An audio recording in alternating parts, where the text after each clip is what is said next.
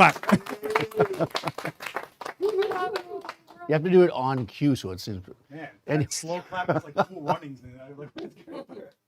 All right, welcome to OnSet. I am Daniel Norton, Marissa, Alina, and Seth on the Mighty Mix. Join me tonight, and today we're doing the final OnSet of 2025. We're going to talk about metering, and we're going to talk about specifically metering for skin tone, so things like portraits and stuff, versus, let's say, metering for obviously product photography, or even like fashion, right? You want to approach these things a little bit differently because they are different, right? Your purpose is different. And I want to start off by just kind of, I'm going to say myth busting a tiny bit so we can kind of get ourselves in the right spot.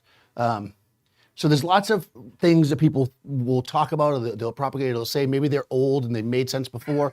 No, I'm saying, no, not the people, the idea. Maybe the people too. You know, people repeat things they see. So for instance, people will talk about the idea that if you're shooting somebody with a darker skin tone, you need to actually expose differently, right? And that part of that comes from, I'm gonna give you a little history. This is a history lesson, right? I told you the first 3 minutes, doesn't matter. Early Kodak films were based on the processing and the color were developed in such a way where darker tones were not actually produced well, okay? This is skin tones. This is also wood, chocolate, right? And sadly, it was the furniture and chocolate companies that got them to change it, not the people, so, but, you know, whatever. And so when you talk to somebody who's been around for a while, they say, well, you know, I shoot somebody with darker skin tone next to somebody with lighter, and the darker skin tone looks off. That's because the film wasn't capable of grabbing the skin the proper way, right? Especially when you're not lighting specifically for it, right? So in a group shot, a general snapshot, right? Today, most of us are not, well, first of all, they've adjusted the films and made them better. This is not a problem with black and white film. It never was. And most of us are shooting digital these days. So that's not really an issue. So when you talk about having to expose differently, it's not really true anymore if you're shooting digital. You got to think about everybody differently, but you don't necessarily need to have a different exposure. Light is light, how it falls on the subject, and we're going to talk about that. The second thing that is important is that people will talk about metering, right? We're going to talk about metering here. And they'll talk about metering, let's say, a very light skin tone to a very dark one. And you guys are so like military standards, right? And a lot of us, when we first started, maybe even today, you know, we're using the meter in the camera, right? And the meter in the camera is a reflected meter. That means it's metering the amount of light that's bouncing off the subject. What a meter in a camera tries to do is make that exposure neutral, which is we've ever heard the term 18% gray, right? So if I'm exposing, if I go real close and spot meter on, let's say, a darker face or a lighter face, I'm going to get a slightly different reading for that reason. Again, most cameras these days have 3D matrix, high-tech, you know, supersonic metering. That's not really an issue anymore like that, like it used to be. So yeah, if you take some old Kodak film and you get an old camera that's got the meter in the dead center, you will have to make sure you're paying attention to it. With modern technology and how we're doing stuff, it's not as big of a deal as it used to be, and certainly not at all if you're using anything like, say, modern or new. But there are some considerations to take into account. So we're going to talk about getting good skin tone, and we're going to talk about it. This is one reason why I brought two very different skin tones in, because that's always the question I get when I talk about metering. They'll say, yeah, but what if the person was? So we brought two models here today. Plus, I'm a baller. I have two models. What can I say? You know. All right. So those two things out of the way. Let's get to it. So this is a Nikon Z6 III 24 to 120 lens. I'm probably blocking the camera. People always ask the gear, so I'm going to go over it to start with. This is going to be our camera we're going to shoot with today. I'm tethered into Capture One, so we'll see everything as it goes. It's warm in here, right? Yeah, we've got it. I mean, are you getting hot? Okay, she's okay. B10X Plus is our lights, Profoto, and I'm going to use a couple of different modifiers, and the reason for that is we have two models, right? So when you are shooting multiple people, we have to think about light a little bit differently, right? The general rule with lighting people, to me anyways, is get that box in if it's a softbox, in close as possible, right? But what happens when we move a light really close to somebody? It falls off quickly. So if we're shooting two people, one person is going to be underexposed, right?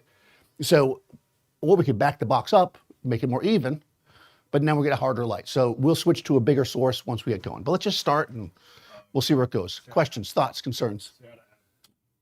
Oh, hey, Ab's here. Oh, good. Ab, if I need any questions about the meter, I'll ask you. Ab says in the chat, great series here on Adorama TV. Great guy, great photographer. All right, so you ready? Should we do something? He's just saying that because Ab gave him the meter for free. Yeah, he did. If you give me free stuff, I'll always talk well. All right, so who wants to go first? All right, perfect. Marissa, I have a chair for you over there. All right, so you're going to face me this way. Yeah, there we go. So we're going to start off with kind of some basic portrait lighting. I'm going to show you how to kind of get a basic exposure. Again, normally I'm using TTL and I'm going to use the mirror and the camera. Today I'm going to use a handheld meter because we want to talk a little bit about technique for metering. Okay, so I'm going to use a single light because in the end, if I'm photographing a headshot of a single person, right, I want that light to be soft, but I also want it to be controlled. So I'm going to choose my modifier for those reasons, right? So this is a smaller box, which would generally create a harder light, but when I move it closer to her, it's going to become softer. That's going to create rapid fall off to give me a lot of control, right? This is what we want here. We're not lighting our head to toe. We're not lighting the background. We're lighting our subject, right? So that's why I have this box. This is my favorite box, by the way. But they didn't even give it to me. All right. Okay, let's do it. Yeah, it is. All right, so when you are, this is the L5, I feel like Dean Collins. You guys know Dean Collins? Dean Collins is like the, not personally, because unfortunately he's passed. Dean Collins is the godfather of photo tutorials.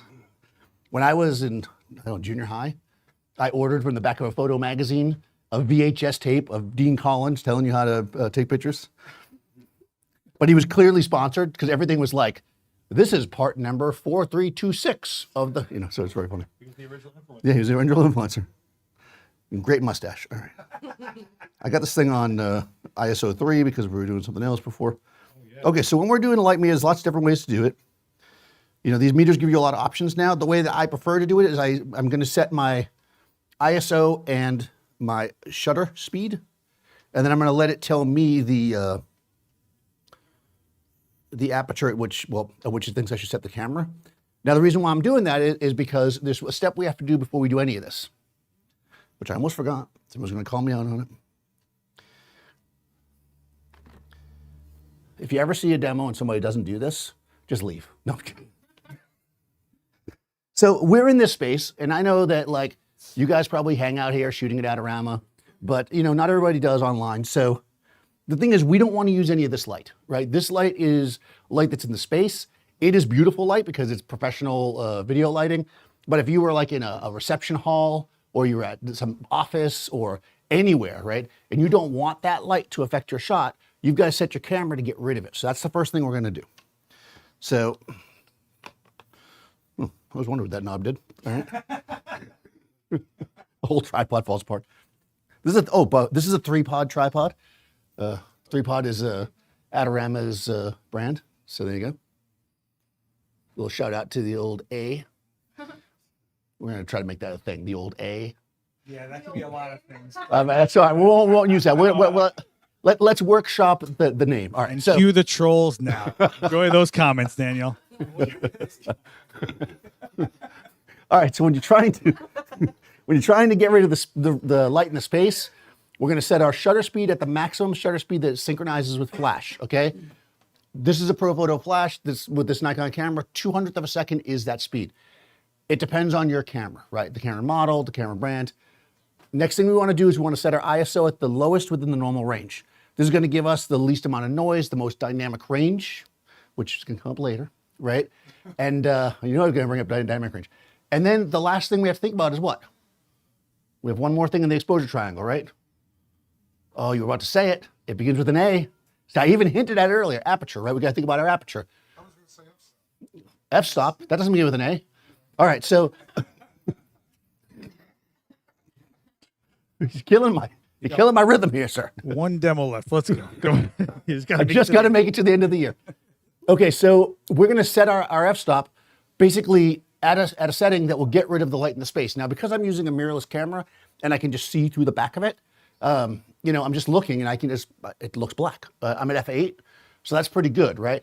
But what we're going to do is we're going to do a test. I'm going to show you this a couple ways. The simplest way is you just look at it, right? the less simple way, but the way I normally do is we take a picture, right? Did the flash go off? It did not, right? Okay, good. And when we do that in Capture One, we get basically a black frame, right? We've got, where am I at? Okay, so here's our exposure. We can see it here. What I want to do is I will adjust the exposure up until we start seeing, was the camera not pointed at you? Oh, it was wide, okay.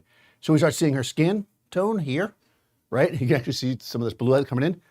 This here is basically how underexposed we are, 3.5 stops. So we are basically 3.5 stops underexposed when no light is injected by us into the system. That's our shadow base, right? Now we know whatever comes out now, it's my fault, right? If you weren't shooting a mirrorless camera, if you were shooting a camera that you could not see the exposure, let's say an analog camera, you could do this with the light meter, right? You could come into the space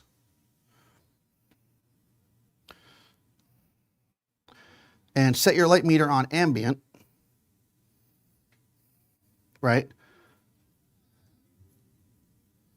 I'm setting the settings to be 200th of a second and ISO 100. We could basically just meter towards the camera because we're just kind of getting a room thing. And I can see that we're at 0.56, so we're less than f1, right? So if we shoot at f8, again, we're multiple stops underexposed. If I did this and it was like f4 or something, I'd want to make sure I close down to like f11, f16, but we're 0.56, so that's really dark. All right, does that make sense? Hopefully. So we have our black frame. I'm switching back to flash. And what we're going to do now is we're going to add flash to our setup. So I'm just going to, it's on. It's in my A group. I'm just going to use the controller. Again, I could do this from the camera, but I'm just going to try to show you how we do this with the meter. So, trying to fall over. We'll test. Worked, okay. Now, if you don't know, right, you're new to the lights, you're new to the space, whatever, and you're just trying to figure out where to start, just kind of put your flash in the middle of its power range. That's at 5.5, right? So it's right in the middle. So this goes from 1 to 10, so 5.5 is kind of in the middle. Because I'm metering this light, I'm gonna point the incident meter at the light source and I'm gonna fire the flash. I'm getting 6.3, okay? 6.3 is 5, 6.5, right? But my camera's set at f8. If I shoot now, it's gonna be dark, right? So I have to turn my flash up, which I can do from here because I have magic powers. Modern radio technology. Modern radio is a magic power. Okay, f8, right? F8. F8. There's a camera there somewhere. I can't see because I light my face. Okay. Oh, okay, you can't see it. Screensaver's on. My screensaver's from my trip to Hawaii, which I haven't taken yet. That's why it's black. All right. You're not flying coasters? Did you flying coast? Oh my God. Oh, you actually nailed it at f8.0. Jeez, man. Not bad. f8.0 with 0 tenths. Unreal. And with 0 tenths. So now, in theory, the light that's hitting her face. Now we're gonna come in here, turn the modeling light, and we can see. Yeah, could you kill it? Thanks. You want the overhead though? Yeah, please. So right now I'm giving you a view through my camera, right? And it's black, right? This is giving us kind of a false view here that a digital camera will do, but at least we can see where this light is falling. So if I turn the modeling light off and on, you can see where it's falling on her face, right? It's trying to automatically correct the exposure. So when I do that, that's why it gets weird for a second. That's the light that's in the room. But if you can see the pattern of light on her face, we have some shadow on the her camera left. Squeeze the flash kill button and turn the light on. Yeah. So you can see a bit of shadow on one side of her face, right? We can see that the light though is kind of gently progressing across her face, right? What we want to look at here, I'm gonna take a shot. Now I'm trying to touch my computer like it's a touchscreen. Now I'm gonna take a shot and then we're gonna look at it and we're gonna analyze a tiny bit. So here we go. Boom, beautiful. Okay, nice. The first thing we want to do is check to see, there's 3 parts. I just want to kind of break down how we figure out lighting. Let me get to the hand. All right, when we're looking at a light source, by the way, it's always about zooming super close to your face. I hope Marissa told you that. When you're lighting something, this is why I was talking about Dean Collins earlier. You know, you've got kind of 3 or 4 kind of sections, if you want, to your image as far as lighting is concerned. You have the specular highlight. So The specular highlight is basically the reflection of your source, right? So obviously in her eye is a specular highlight, but also on her cheek here, right? The shine, that's called a specular highlight, right? So if you are trying to remove or lower specular highlights, you have to diffuse your light more, right? If you're trying to do that, but we don't want that because we need it for dimensionality. What I call the neutral, I think that Dean Collins called it the diffused highlight, is basically your skin tone, okay? That's this, right? Basically what's on her nose, all the stuff that's not your specular highlight and also is not your shadow, right? Your shadow is, well, I think we all know what a shadow is, right? It's a 1930s pulp star, action star from the radio. No, you don't know that. Okay, so it's the dark part, right? Having a specular highlight, a neutral, and then a shadow is how we get three-dimensionality to our images, right? If we take a light and we put it really flat on our subject, let's say a flash on top of your camera, oftentimes the light is what, I think the technical term for it is ugly, right? Because there's no shape, right? It's just a blasting somebody with this flat light. It flattens everything, right? And despite what people think when they say we don't want shadows, they mean we don't want bad shadows, right? So what we're doing when we're figuring out the skin tone is where it sits in the middle. So I metered towards the light source, giving me the reading, which is basically this here, right? This neutral. The reason why we have specular highlight is, well, skin is reflective, right? It's got shine in it. She might have makeup on, or she might just have a natural shine to her skin. That is normal, right? People have shine to their skin. But if we do it in a gentle way with the light source that's diffused like we have here, we can still have detail inside of it. And that actually makes for a very natural, like even if we blow it, sorry, I blow it so close up, even if we blow it up really close here, we can see this detail there, right? And she loves that. She's calling the union right now. Just to make it as big as possible. It's her first and last demo with Daniel Norton. Now you could do something like this. Because somebody's going to ask about this in a second, so I'll just go into it. This is a color card, and we're going to use it in a second. I have my color temperature set at about 5,000 for this camera, because based on some testing that Seth did, and I just copied, we found that with these cameras, these Nikons, the series Nikon, and the Profoto lights and the modifiers that we use that are neutral, this creates a pleasing skin tone to us, right? But what is this pleasing skin tone color-wise to you is going to be a personal thing, right? We're shooting a portrait, we're shooting for skin tone, we're not shooting for fashion exact color. That means you could make it warmer. I used to work for a photographer years ago, and he always said commercial photography is warm. So whatever we shot, he would put a warming filter on it, right? Because that's how he felt like that was part of his style, right? Everything was warm because it was commercial. If I go to, let's see the adjustment. If I go here and I put it on, let's say 5600, which is what would be daylight, I guess, to a lot of people, we're gonna see that she gets a little bit more yellow, right? To my eyes, that does not look as good, right? Yeah, we're gonna do the split. Yep, we're doing split screen, right?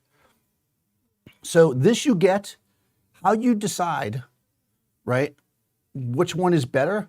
This now starts to come down to personal taste, how you want the image to feel. And frankly, I know this is gonna be weird, just looking at the person, right? I know, it's odd, but when I look at it and I go, yeah, that's pretty much what, you know, she looks like to me and feels good. And you know, assuming that she also feels that looks good. All right, so we're back to normal. So that's where I like it. So if someone's gonna ask about the color, now if you were doing something that was really super color sensitive, you could basically use a color card. What this does, this is a fixed set of colors. I have it in plastic right now because once you start using them, they get used up.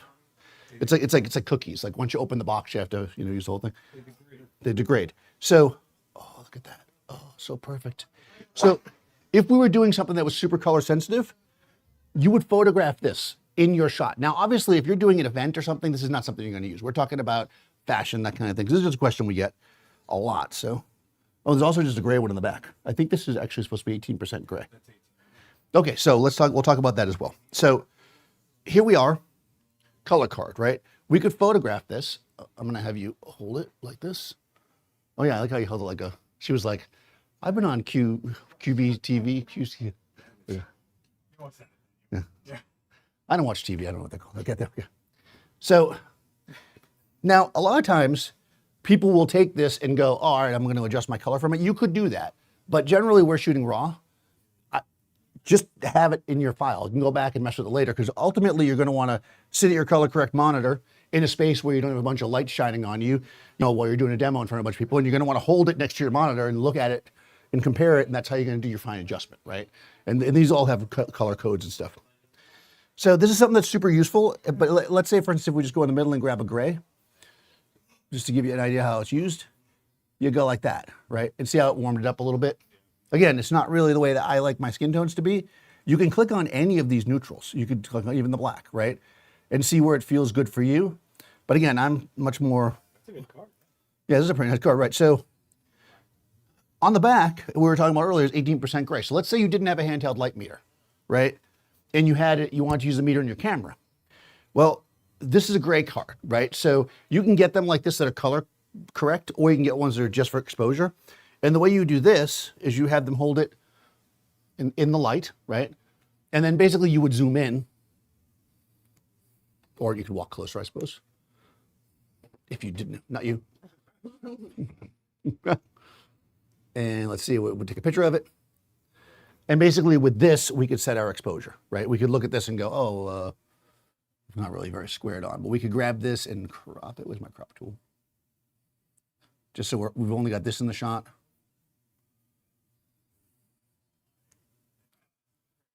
Well, Dan is so fast and quickly editing right now. I'm turning the background blue. Don't forget to hit like. It helps him out. To hit subscribe if you're new here, and write some stuff in the chat. So this is actually a pretty clean gray card, and the reason why I say that is because look at how all our colors. So when we look at the histogram, they're all pretty close. I mean, they're not right on top of each other, so it's not perfect, but they're pretty close. But this image, right, or this lighting setup seems to be slightly underexposed. Now, how do I know that? And I'm not one to like lean into histograms, but generally speaking, your neutral gray should be in the middle. Okay. So if you were solely going off the numbers, this is actually a little bit underexposed, but that could also be because I just handed her the card and had her like just kind of hold it roughly. You got to make sure you put it exactly in the right spot. Yeah, it was off to the side. Yeah, it was off to the side slightly. So that's probably why. But ultimately, it should look like that. I'll just show you what it should look like. And then later in editing, Seth will make it look like we did it right. So it's going to look more like that because it should be in the middle. Well, no, you can actually edit individual RGB channels till they all line up, and then you're mathematically correct. It might look a little wonked out, but then that's a style choice. Exactly. So are we? Before we were doing this earlier, I said to Seth, are we going to be philosophical or technical today? Because both those things come into portraits and getting things to look right. Because as we light people, you have to think about, like, depending on the mood, the type of light, where it sits, you're going to want to have different exposures. Actually, Akiva said about my picture, he was like, isn't your shot underexposed? And what did I say? Yeah, it is actually. But that was for the mood that I was going for, right? It wasn't on exposure. Akiva's our social media guy, by the way. I just assume everybody knows who Akiva is. So what your exposure ends up being, it comes down to how you want the image to feel, right? So keep that in mind, but you want to start with, we're going to call it correct. You want to get it as close as possible to what is the right meter exposure, and then adjust based on how you want it to feel. Does that make sense so far? Okay, so we've got one young lady here. Does that make sense so far, guys? Oh, you guys scream. Yeah. Thank you. I got the feeling from their eyes. The last one of the year. Can we get a little audible confirmation? If you yell at me, I get scared. No, yell at Dan. I'll keep him in line. Oh no! Wow, you're out. Okay. Anyways, all right. So let's get another clean shot here, because online, if people don't see a pretty picture all the time, they get antsy. All right. So I left a crop on there, which I shouldn't have done. Boom. All right. So again, here we are. We got our basic exposure. Now, there's a lot of things that factor into like the exposure, right? I have one single light on her face. We have shadow. That's going to overall make the image feel a little bit darker. The background is darker, right? All these things factor into how you want to perceive light, right? If I blast the background with white, the skin is going to look different to my eye, right? If she's on an absolute black background, it's going to look different to my eye. So let's actually manipulate the background a little bit, because I feel like I wasn't planning on doing this, but we're going wild today. So the first thing I'm gonna do is try to get all the light off the background, or most of it anyways. And the simplest way to do that, and we're gonna also add contrast to the scene by turning the light this way a bit. Whenever you wanna add contrast to your scene, aim your light towards the audience. No, okay, no, nothing. Nothing. So, I got nothing from this crowd. Fake laugh for the guys. It's been like, there we go. Come on, my mom's watching. All right. It's been like 15 years of these demos. The last one of 2025. We've all had a rough year. Make him feel a little warm, you know? I'm sure somebody at home thought that was funny. All right. Right. All right, so this is called feathering the light. So we're gonna rake it across the skin. Now what's gonna happen is the light is more to the side, right? So we're gonna end up with more of a transition, right? It's not gonna be as even, right? If she's looking right at me, which is how we'll start. So bring your chin up, this way, good. All right, why didn't I remeter it? Because I kept the light the same distance, right? So I don't have to remeter. Distance is important here, but we can see now we have more shadow on this side, right? So we're creating a brighter highlight to the eye because we're adding more darkness, right? Does that make sense? And we're actually getting a longer transition. So this can feel a little darker. So now you might think to yourself, well, you know what, I might want to brighten it up a little bit. Then we could blow out the highlight, right? So we got to be careful about this. If we want to add a little bit of more light to the face, instead of trying to put more power to it, what we can instead do is have her look slightly this way. Yeah, and then chin up a little bit. Yeah, there we go. Right, and now what's happened? She's got more highlight because the direction of the light, I'm still on the crop. The direction of the light, right, and how it hits the face matters, right? Light comes in, light comes out towards the camera. If you move the face in a way that the light can actually see it more, it will appear brighter even though the exposure is the exact same, right? So this doesn't have anything to do with actual exposure. I haven't changed anything. But when we look at this image versus this one, right, it looks brighter, right, overall, because more of her face is in the neutral, right, the diffused highlight, the middle light. That make sense so far? Okay, there we go. See, Seth's got him yelling and stuff. All right. You really like dead crowds? Yeah, I do. I don't like them. I'd rather have my back to you. I don't want to look at you. Okay, so let's do this now. Let's bring Marissa in. Let's have you guys swap. This is Marissa. That's right, guys. Don't clap for Marissa. Somebody claps for Marissa. Poor Marissa. She's got. Oh yeah, you should totally tag team each other out, like just like tag out. All right, so are you standing in the exact same spot? No, we didn't mark the spot. Yeah, that's pretty close, though. All right, so we'll remeet her because we're not sure. We should have marked the spot, but I was too lazy to. Yeah, we should tape it, I guess. Man, back in the day, we used to tape all over the floors. Now we just use digital. AI tape. All right. Now we just get it close enough and okay. And you always get that one studio mate that buys the tape that's not actual gaffer tape and then it tears up the floor. You know who you are. Nice. All right, so I'm going to meet her again. Again, we're going for F8. That's what we were doing before, right? So.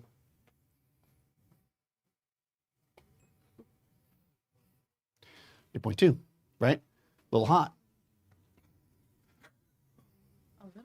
Yeah, a little bit. I'm going to turn the light down 2/10. Okay. These lights, by the way, are adjustable in tenths of a stop. So I'm 2/10 of a stop over. I just turn it down 2/10 of a stop. This should give us a base exposure on Marissa, who is a tiny bit taller in her shoes. Okay, here we go. Catch her when she's not ready. And there she is, right? So here's Marissa looking straight forward. But it's 19% teeth, so it appears brighter. Right. So it appears brighter. But again, if we zoom in on Marissa,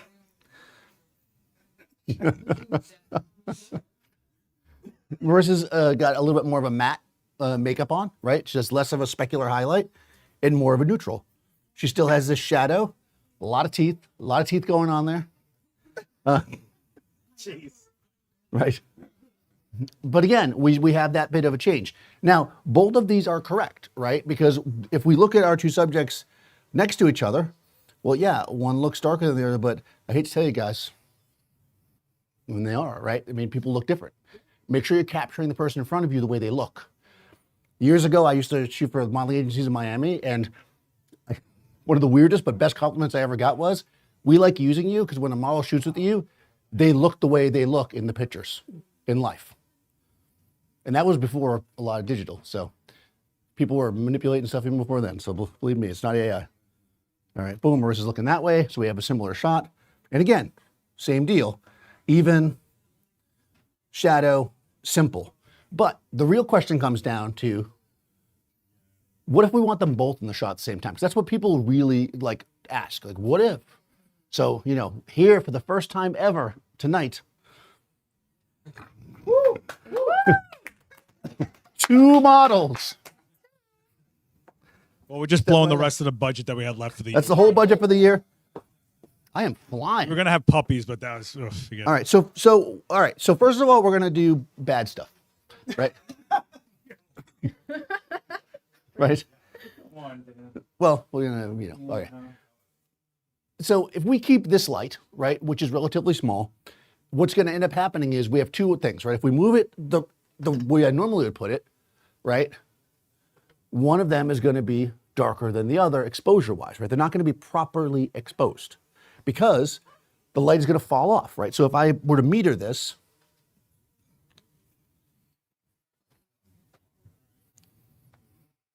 like that, boom,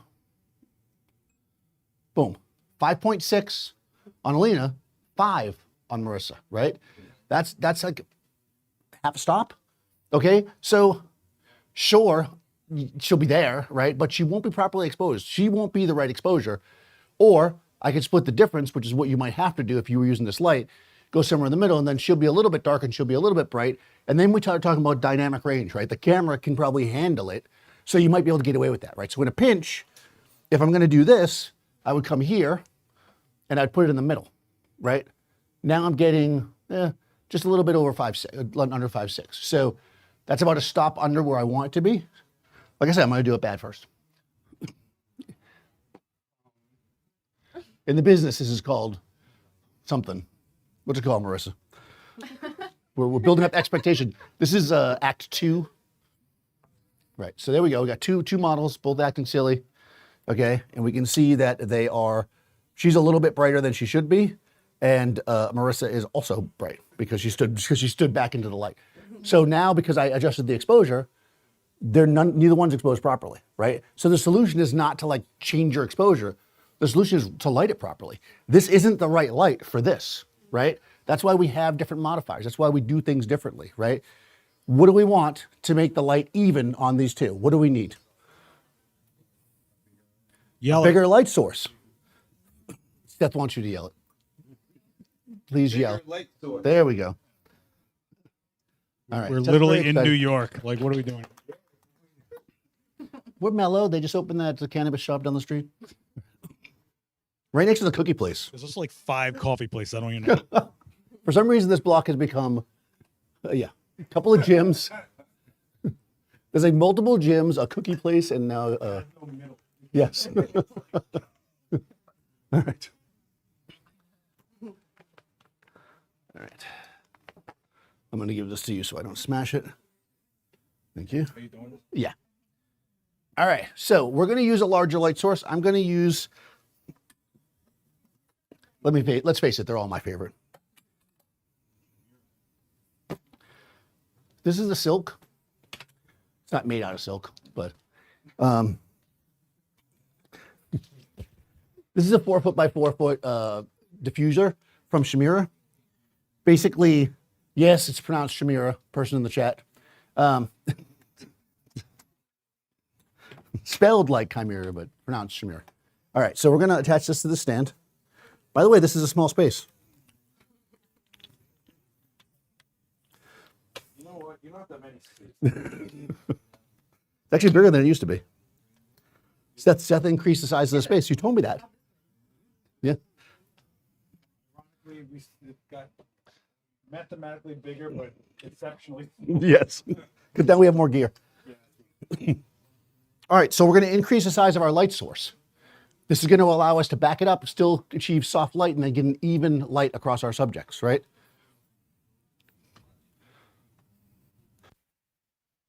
And I will add a sandbag to this eventually, so the sandbag police don't come in. But right now I'm working it. All right. The other cool thing about using a panel like this is you can physically put the light closer or farther from it, and you can actually adjust how much you spread across it. So if you want to minimize the light from going to the background or spread it all, you can just physically move it closer. With a softbox, you don't really have that option. Yeah, one thing that you want to make sure of with these is to not put it in front of the lens. You're in a small space, man. Come on. Yeah, it's good. I like to do this because one of the first things that everybody says when they're trying to show you how to get light better, they're just like, take the light off the camera. The light right here is bad. Well, it is when it's this big, right? And you can't control it, but over here we mess with 4-foot panels. So this is going to give us a big flat light. This is going to be very flat. Somehow it's crooked, but we'll just adjust one of the cameras and it's fine. Oh, that's Daniel straight. That's about as straight as I make it. Come a little closer, ladies. All right, good. All right, so what were we doing? Oh, yeah, lighting the girls. All right, so here we go. I'm going to bring this up. And we're going to put this light behind it. As Seth mentioned, what's nice about a panel is that we can put the light closer or further away, and it will affect the amount of the panel that's covered by the light. And what we can kind of do with this, which is nice, is we can actually let a little bit of the light bleed as well to give us a little bit of like residual bounce in the room. Now, if your walls are like bright pink, you probably don't want to do that. But the ceiling's white, so, well, it was white at one point in its life. Back it up a little bit. All right. So here we got the light kind of centered on them. There's room for me in there, I swear. And now the important part is we're going to meter it. We're going to see basically if we can get it even. I'm turning it up because I know I'm going to need more light because I just backed it up. As you see. Someone just said, isn't it shoot through? That means you can actually put your lens through it. Shoot through, you can shoot your lens through. Oh, man. Oh, you know, for a second, Westcott had a thing like that. The Omega reflector. Yeah, and it was like a reflector with a hole in it. Ionis signature Omega reflector. Yeah. We just cut foam core for $5 with a circle Right. in the middle, and we're good. Exactly. You know. Take a bed sheet, cut a hole in it, stretch it. You can shoot through it, and you can be a one-eyed ghost for Halloween.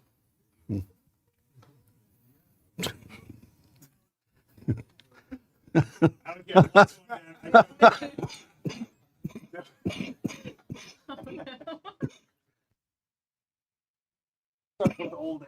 That's what died me right there. He's killing me over here. All right. 8.1. But for you guys, I'll give you the extra one. So they're saying this is looking reminiscent of The Shining. So I got to give it to them. A little bit, yeah. We got to do like a long hallway shot. We'll put you out there. They did coordinate, so we do appreciate that. All right. That's what you get when you hire pros. So what we want to do here, so I got ahead of myself. By the way, this is also how you light a background. We want to make sure it's even, right? So we're going to make multiple readings. We're going to take a reading by over here, 8.1. Oh, random reading. 8.1. 8.1.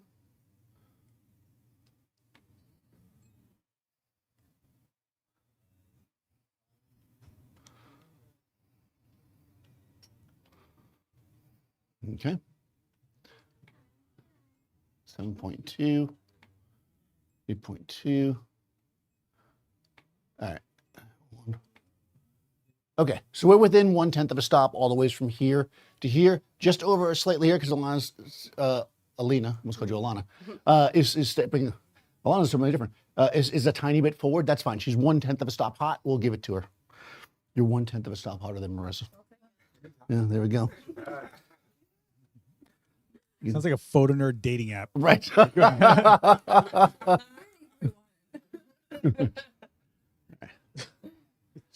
All right, so here we go with the two subjects under even light. Let's see what we get. Oh, Marissa was looking down. Don't count that one, guys. Actually, that's perfect. Nope, that's what we get. That's what Marissa gets now. We'll combine that with the big smiley one. All right. So here we got, there we go. Boom. All right. So now, again, when we look at our two subjects, right, in similar light, or sorry, in the same light, under the same light, we can see that they basically are both exposed correctly because the light is even across them, right? We don't need to give one of them more light or less light. We need to make sure it's even because the proper exposure is being read by an incident meter. If we were reading with a reflected meter and somebody was, let's say, wearing, like the classic one is the big white wedding dress, right? And you're putting a spot meter on the dress, it might throw off the skin tone, right? But as long as you're using an incident meter or you're getting metering in several points along the scene to make sure it's even, it won't matter what you put there. Like anything should be exposed properly because the exposure that you're reading on the incident meter is the amount of light falling on the subject, not the amount of light that's bouncing off them. Questions, thoughts, concerns? Yes. Is the light in the middle of that frame? Oh man, is it? Is the light in the middle of the frame? I mean, I hope so. I am really crooked. So look at that screen right there. Yeah, I think so. Is it pretty good? Oh yeah, yeah. That is Daniel straight and Daniel centered. Yeah, that's about as structured as. So there's about a 30. It's a 70% discrepancy with Daniel. It does matter if the light wasn't covering the whole sheet. So, like for instance, if I move it in, right, you can start to see the edges getting dark. That'll start to matter more. In fact, we can create contrast by doing that, right? So I go like that. Now we have a little bit more light on this side than that, right? So we should actually see, let's do it with the meter since that's what we've been doing all day. They pay me 7 cents every time I use this meter. You guys can keep a track, right? Because I got to build them later.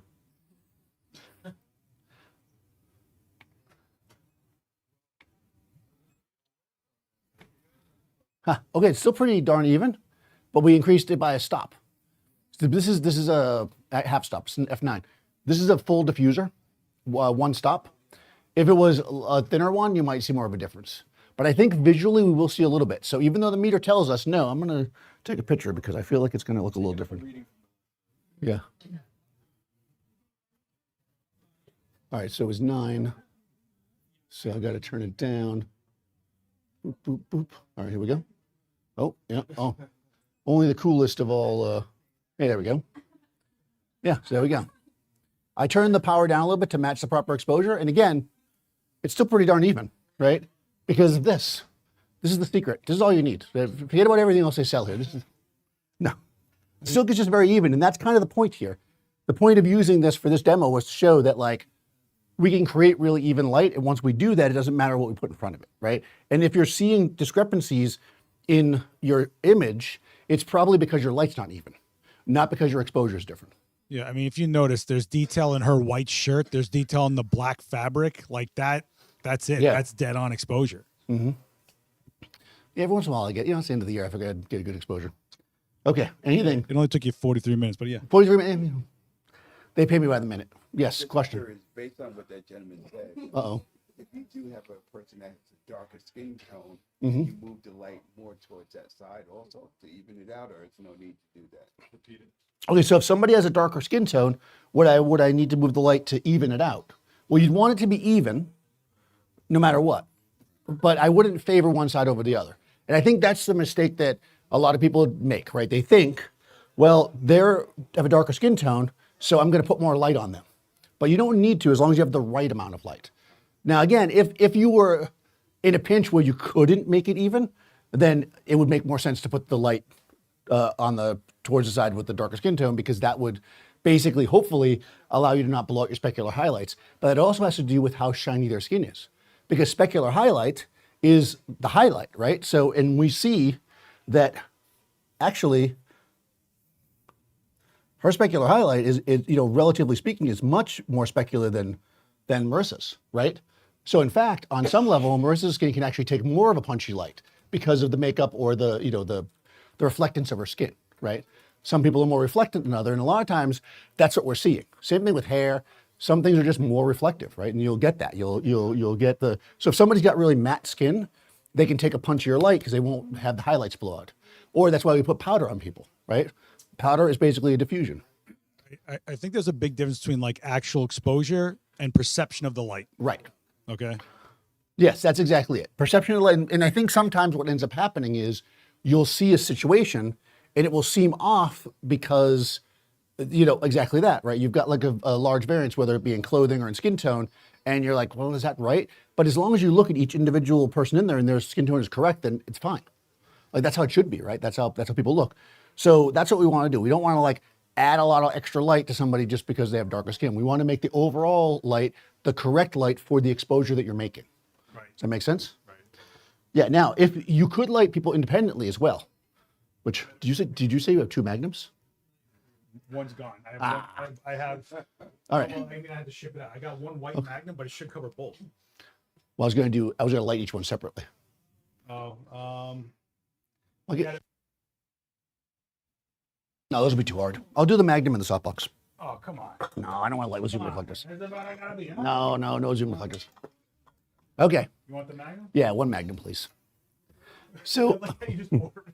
it's like being at a restaurant. You want off the dollar menu? What'd you want? I get one of the best experiences you can have is being on like a commercial job in a rental studio in New York City, and you're just like on set and you're just like, you know what I need?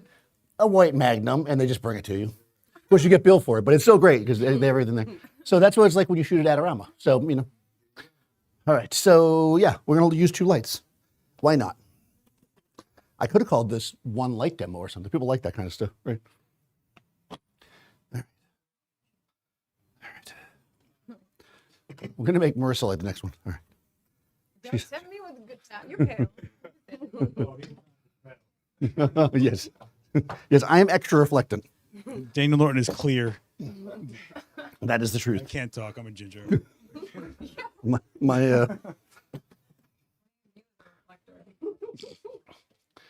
yes, that's true. I have used Marissa as a reflector in the past.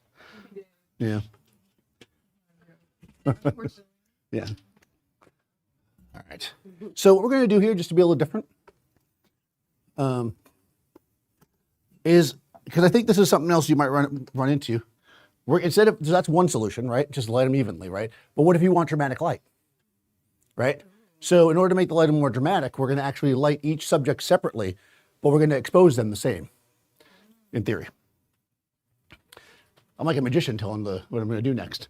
Next, I'll take this out of the rabbit out of my hat.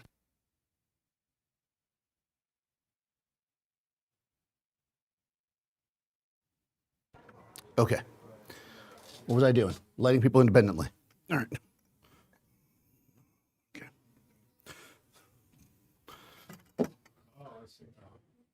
Come this way? Yeah, you're going to be like, yeah, exactly. Almost like Charlie's Angels, but without a third angel. You have a third? I'm the third angel? Maybe. Isn't he Bosley?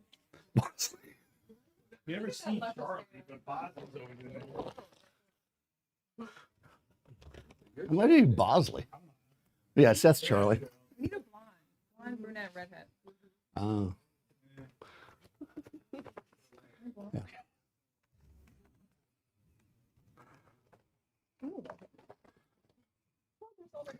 I'm doing this wrong and you know it. You're looking at me like you're doing that wrong. You know why I'm doing it wrong? Because we already discussed one person has more specular highlights in their skin than the other, right? How do we reduce specular highlights? Diffusion. Softbox is his diffusion. So this should be on the other side. So Marissa's getting the Magnum. Okay. And I retire. Good night, everybody. It was fun, Dan. We had a good 15 years, you know? Adorama, just write me a good resignation letter. We're good. Oh, wow. You really have that. You have that set in like jaundice mode. Jaundice mode? Why is it like so orange? Oh, it's called tungsten, Dan. See, there's a color spectrum and white balance, right? There we go.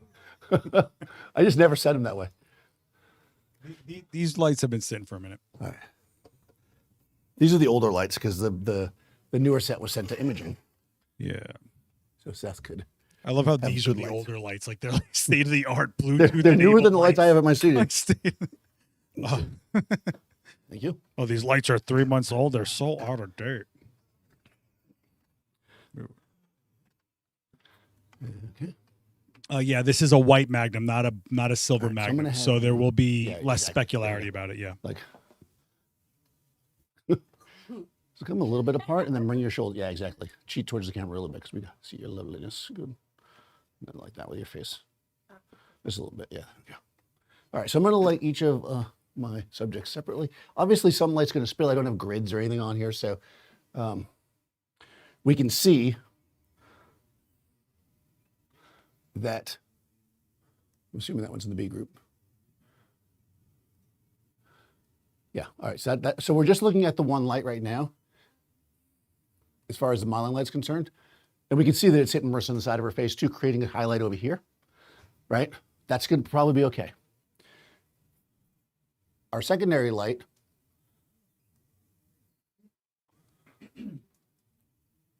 But by the Okay, way, I don't want that. So what's happening here? This light is hitting her in the side of the face too harsh. So I'm going to have to bring it this way more. I do not want it to overlap. I could put a grid on it as well. I'm not worried about the background right now because, you know, by the way, I just want we're on a time crunch. to state that Yep. Daniel's exactly proving when I say the key light is not a main light because he's literally using two key lights in a one frame. Exactly. So this is the key light is a shaping light. Yeah. That's a good way to close out the year, Dan. Thank you very much. There you go. Yeah. Gave me a whole stream. Heel light is shooting. All right. We're going to do this one light at a time because that's how we do things around here. Yeah. All right. So this is the softbox that's on Alina. Okay. I'm going to set this thing at f8 because that's our exposure, right? We want it to be on exposure. So again, I'm going to come over here and I'm going to read towards the light. 16. Okay, that's what, 2 stops too much? Okay, that's 16. So I'm gonna bring it down to 2 stops. Okay. It's a bit warm in here, dude. It's gonna be cold outside too. That's the whole thing about the winter, right? 8.2. That's it, right? So we've got F8 on her with the softbox. Marissa's just getting a little kiss of that light. All right, so here we go. Let's do F8. Exactly.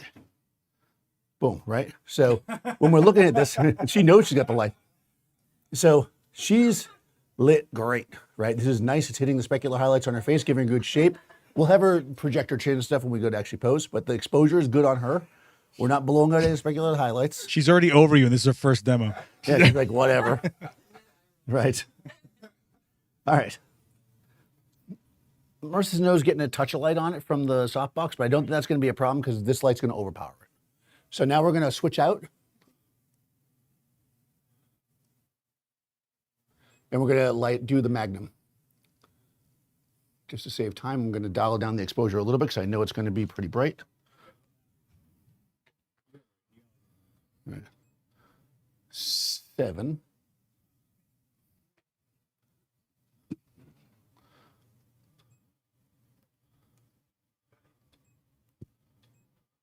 Really? That can't be right. 8, there we go. All right. And so it's on F8 on a Marissa. Again, we're just going to do the Magnum now.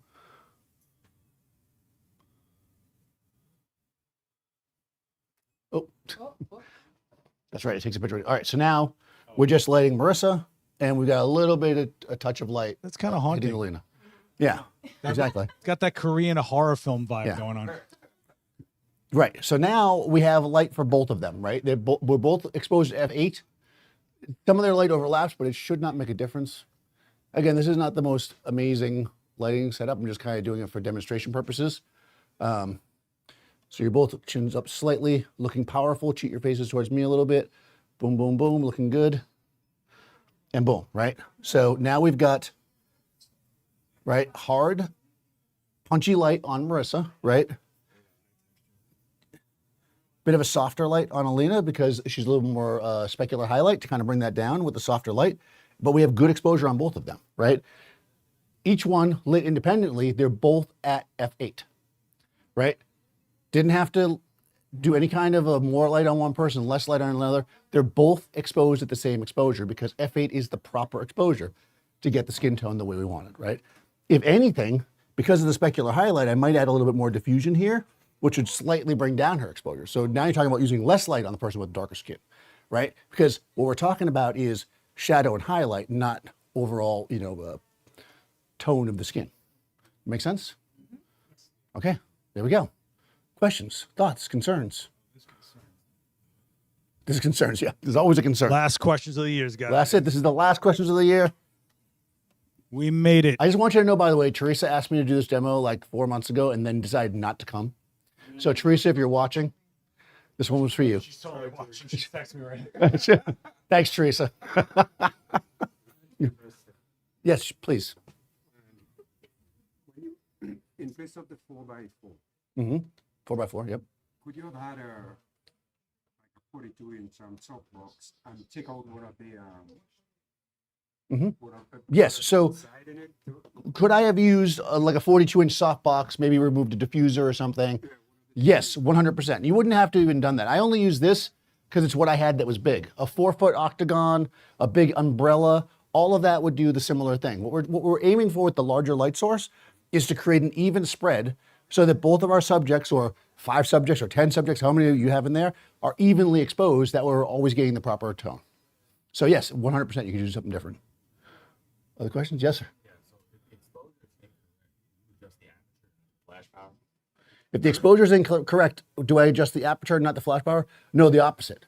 When you are shooting with flash, right, and you are in control of your situation, generally you're going to want to pick your camera settings up front, and you adjust only the camera. You only adjust the camera if you have to. So I run out of power, right? Or I want less depth of field suddenly in the middle of the shot. The reason why is because once you start throwing multiple flashes into the situation, as soon as you make any changes on your camera, all the flashes are going to change. Whereas if like Marissa's light's a little bit too bright, I can just adjust that light. Does that make sense? Okay. Questions? Mary, you got a question? Imagine this was a baseball game. So, Yeah. so your ISO is always 100. I always try to shoot at ISO 100, yes. It's the lowest ISO within the normal range on this camera, which gives me the maximum dynamic range. So that way, if I do, if I am off on an exposure, I have to adjust, I won't get a lot of, noise and stuff making adjustments. I can stay within my range. The name of the game is to have less variables, right? Right. Every time you change something, it's another variable. If you change 3 things at once, you're getting into a mess pretty quick, right? So stay where you're at, stay committed, and change power of light, Yeah. position of light, style of light, Right.